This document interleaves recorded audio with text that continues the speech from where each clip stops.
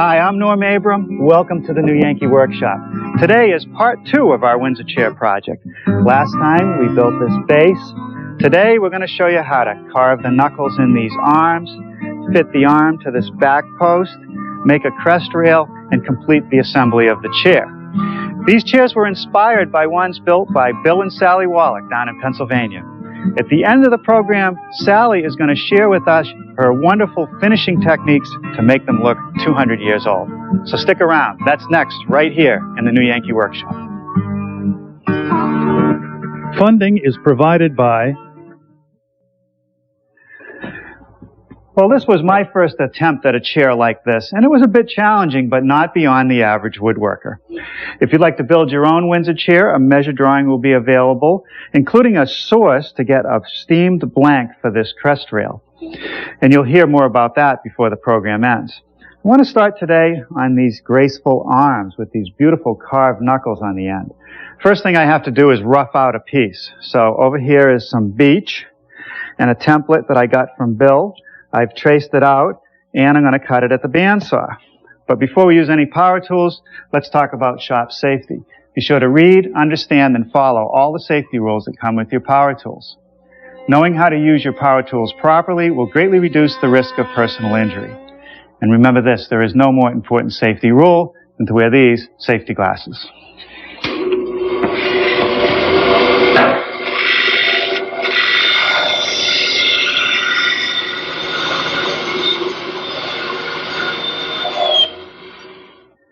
Now you'll notice that the ends of the arms are built up to carve the knuckles. So I'm simply adding a piece of 1/2-inch stock, just glue and a clamp. Let's take another look at our prototype. This top rail is called a crest rail, and if you look down on it, you can see it has quite an elegant curve to it. Over here I have a piece of steam-bent maple that approximates that curve. Now, it takes industrial equipment to do something like this, a steamer and some really strong steel band clamps to pull this around to form. It would be tough to do in the home workshop. Now here, if you look through the cross-section, you see it's narrow at the top and wide at the bottom. What I want to do is take a center line and my template for the shape, just bend it into place and trace it, and I'll cut it out on the bandsaw.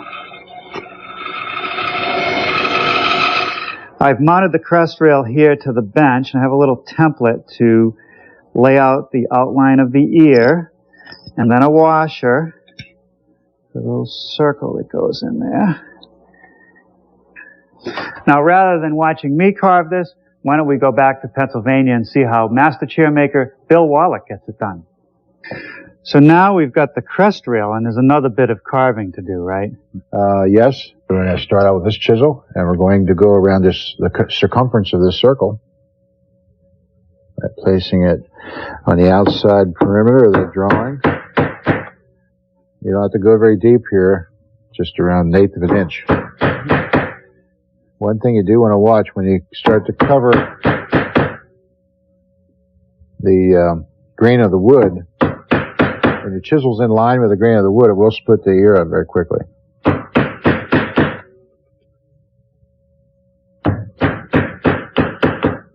So you're a little more delicate when you're parallel to the grain.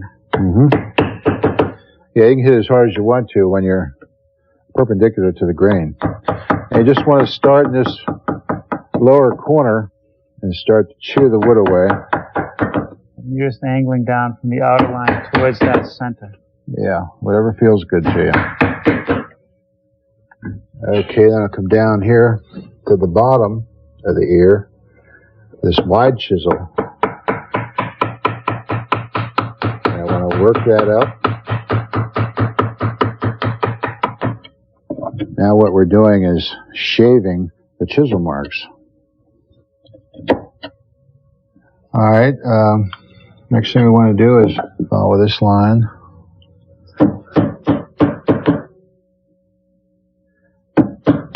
Which would be the boundary for our ear. Now we want to form a shadow in here.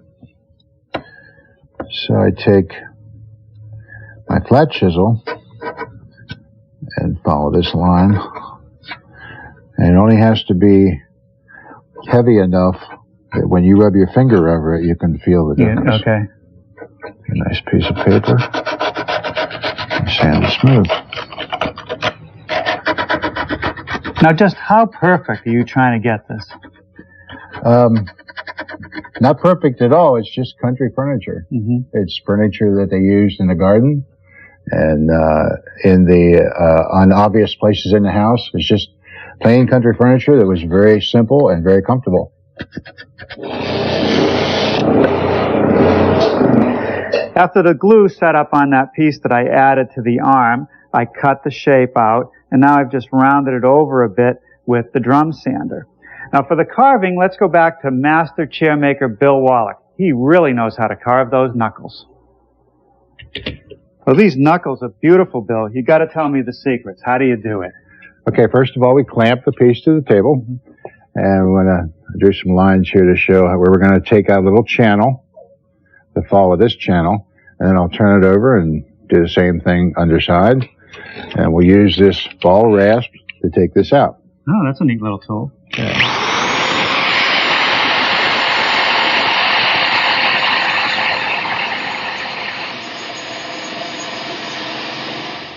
Okay, next we'll turn to this short bone, and we'll start to do the work that I couldn't do with the rasp. And again, you go back to it with your fingers and feel it's smooth.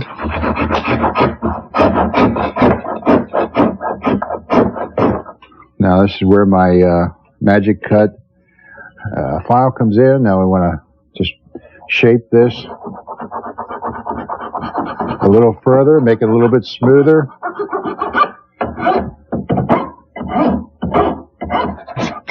I'm using a piece of 80 grit sandpaper to finish shaping. After I use that, I go to 120 grit. Mm-hmm.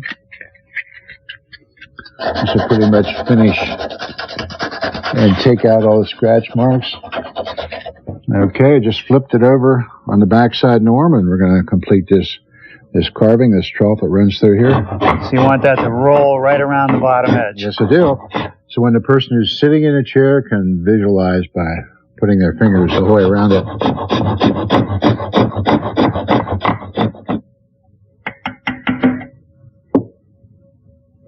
It's kind of delicate work.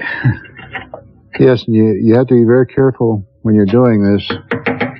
You don't want to chip any of the inside of the blute away, and you don't want to tear the wood out. You have to make sure you're cutting it.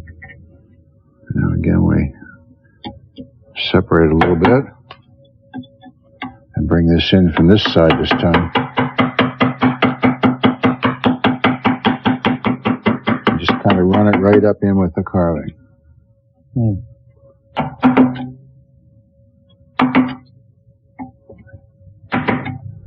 Okay. Knock down all the harsh edges. Wherever your hands touch on a Windsor, you don't want any harsh edges or sharp edges or anything like that. You want it nice to the touch, and you can just sit there and massage it. Massage it, yes, that's a good word. Do what was intended to do with a Windsor chair. I believe they call them worry knuckles. Someone gave it that name somewhere along the line. So anybody who worried would sit there and worry and feel their knuckles. Bill makes carving those knuckles look easy, doesn't he? Well, here's the ones that I made last night before I left the shop. And what I'm starting on today is to drill this hole to connect to that arm post.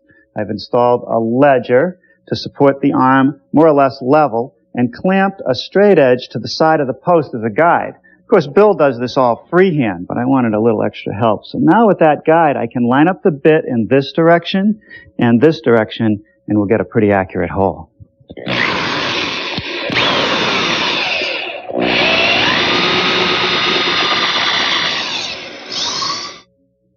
And I'll finish it off with a brad point bit so it doesn't blow out. Okay. Let's see how we did. That's going to be good. Now you'll note that the post is square where it intersects the arm, so I have to notch it. What I do is put a straight edge across the post, draw a line here, find the center point, and then square off of that. I'm leaving about 1/4 of an inch here for additional fitting. All right, now I can scribe that pitch line with my compass. And that's an important line because it has to follow the post.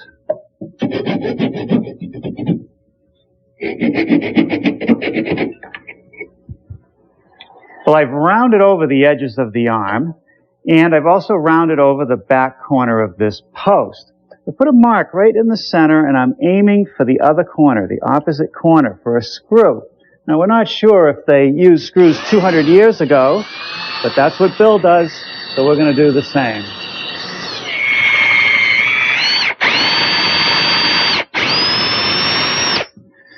Now I'm going to go to a slightly bigger drill and just enlarge the hole in the post.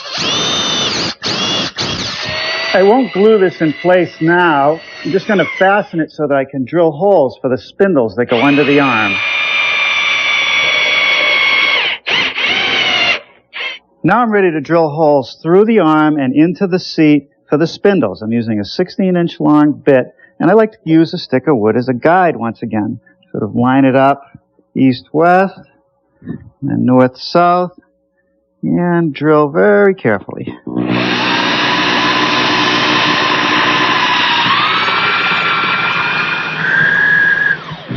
Okay, now so I don't blow out the bottom, piece of scrap wood.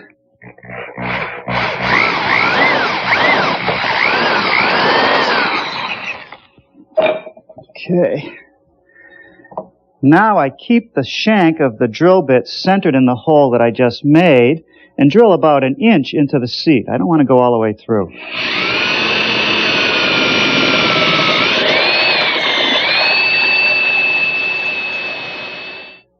Both the back post and the arm post have a kerf, just like the legs, so I glue them in place and then wedge them with some beech wedges. And now for the arm, and this time I will glue it in place.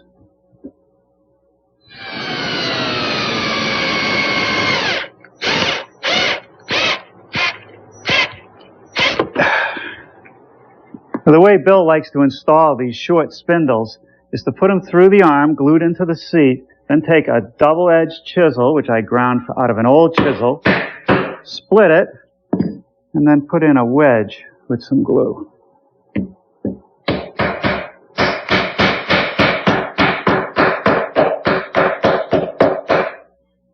At this point, with the back post and the arms set and the spindles, we're ready to go back to work on the crest rail. So here it is upside down. I've done some layout, and the first 2 holes I'm going to drill are for the back post. I'll drill those about 1 inch deep. All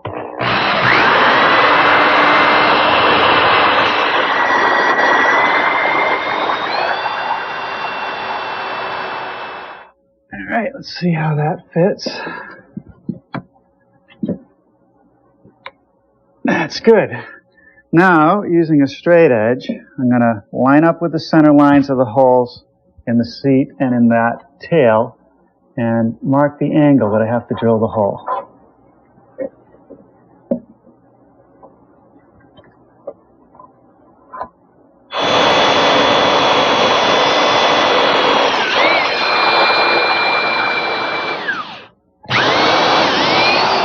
We have a drill bit and 2 extensions to make it long enough to reach from the seat up to the crest rail. So I set the point, in this case on the tail first, line it up with the pencil line on the rail, and drill a hole.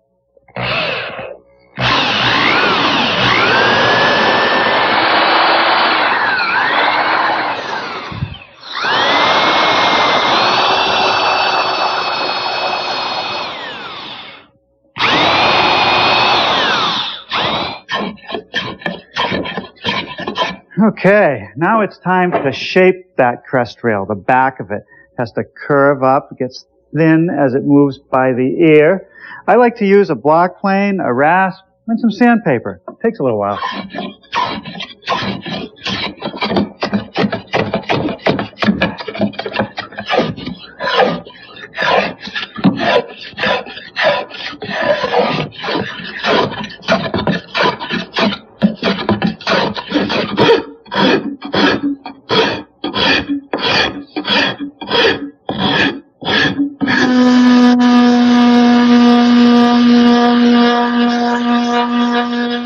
One final detail is this little score. A pair of dividers makes that easy. Just scribe it in.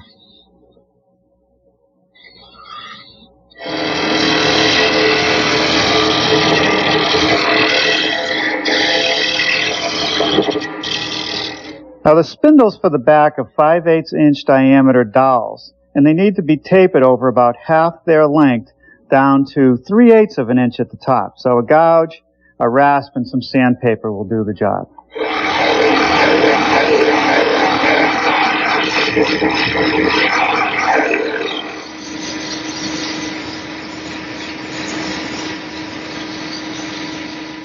Well, now let's put it all together. A dry fit. No glue yet. Well, now I just have to break it apart and do the final glue up. While I do that, I want you to take a look at Sally Wallick and see how she gets this wonderful old finish on these chairs. Well, Sally, your finishes on these Windsor chairs are just unbelievable. I've got to know some of your secrets. How do you get one of these knuckles to look like someone's been rubbing it for 200 years? You even show wear marks in these spindles where a man's belt might have rubbed up against it. You've got chips and dings where they've been moved around, and maybe someone even hooked their heels over that turning. Where do you get started? Well, we start with an aniline dye. Mm-hmm. I use the powder form, and it's dark walnut, and mix it with the water. You make a big jug of it. I use a brush. I like to hand brush most of what I do. It can be sprayed on. If I have a large order, I will use the spray, but I just like the way it looks when it's hand brushed. And that'll penetrate pretty deeply into that hardwood. Yes, it gives it an older feel. Instant antique. Right. Now here's a Windsor rocker. Yes. The aniline dye has dried on this, and now we have put a coat of lacquer. Why the lacquer? Well, it helps to seal the dye and also prevents the paint from penetrating the wood too much. So now that's done, what's next? Then we start to paint. I use oil-based paints, alkyd, and sort of a semi-gloss. Yeah. And we start with, we put 2 coats of paint on here. We started with red, and then covered that with a black green. Well, this seems a little rough to me. Is that okay? Yes, that's just fine. Now we go on to the next step. And then we do the first distressing. What have you done to this chair? I mean, it's all rough in spots, and it's almost like it's blistered. How did you do that? Well, we use a semi-paste paint stripper. So where do you decide where to put it on? Well, we put it on the places of the chair where over a period of 200 to 250 years there would be natural wear. For instance, your leg would hit the front of the seat. You might kick the bottom of the chair, or rub your hand on the handholds. On the back, your back might rub against it, your head might hit at the top. So you studied antiques to see exactly where this happens. Yes. And how long does this stripper have to sit on it? It stays on for about 24 hours, and then we scrape it off. You're going to take it off now? Yes. Okay. So you do some of that. We start to remove. Okay. So we see a little bit of the red, and we see a little bit of the dye. Right. And after it's scraped, then we have to take steel wool. I use a heavy grade steel wool and rub the entire chair from top to bottom. So now that's going to get rid of all the roughness. Yes. And it's starting to look pretty good at this point. Is that it? Yeah, it starts to. But now we need to add a 3rd coat of paint. Wait a minute. You did all this work and now you're going to cover it up again? We're going to cover the whole thing again. And what color will you use now? Well, on these we used a black as the top coat. These have been sitting for 5 days, drying. And they're ready. I can see where you stripped off the paint. It's sort of telescoping through. Yes. So what do you do next? Well, now Bill Wallick has to distress them for the final time. Now Bill's gone off to a separate room, which is sealed off, and he's got some walnut shells that he's put in a tank, and he's going to use some compressed air to basically do the same thing you would do to sandblast something.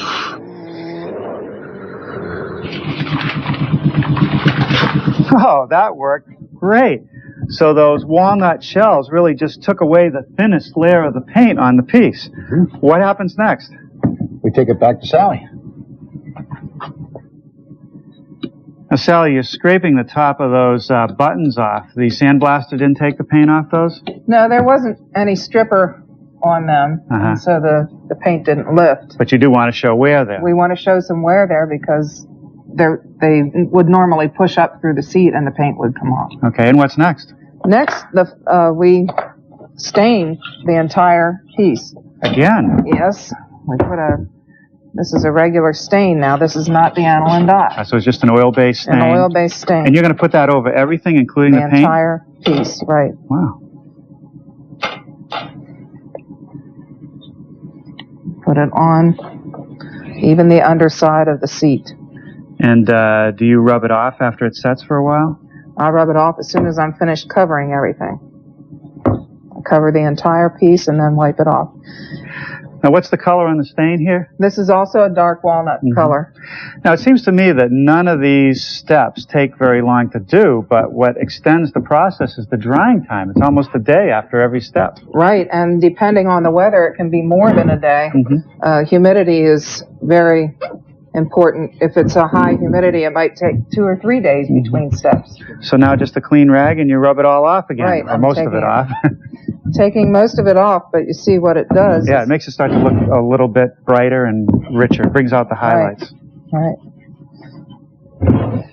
Well, that looks great, Sally. So if we let it dry, is it going to be ready for me to take it home? Oh, no. Now we have to wait about 24 hours, and then I apply a coat of paste wax. And just buff it out? Yes. And how often would you wax it after that? As often as you want. You don't ever have to wax it again. If you don't want, just dust it. It's great. Thanks for all the information. Thank you. Oh, don't these look inviting after a long day in the shop? Ah, Bill, they're so comfortable. Sally, they look so great. Thank you. Thank you for sharing all your experience on Windsor chairs with us. Well, thank you for coming. Come back anytime. All right. Well, when I know that you're just a phone call away, should I run into trouble back at the new Yankee workshop? Okay. Well, here are the chairs that I built, completely finished using Sally's techniques. The final step is a little bit of wax. Look at how those knuckles shine and show the age. This is a project that should be on every woodworker's wish list. If you have access to a lathe and a drill press and a few hand tools, you can build a chair like this. If I can do it, you can do it. So come on, build yourself a couple Windsor chairs. Now let me show you what we're going to build next time. It's called a lowboy, made out of cherry. It has nice brasses, a carved fan in the center drawer, these turn drops, and ball and claw legs. I know what you're thinking, carving legs? That's part of the story. So tune in next time and find out right here in the New Yankee Workshop. Funding is provided by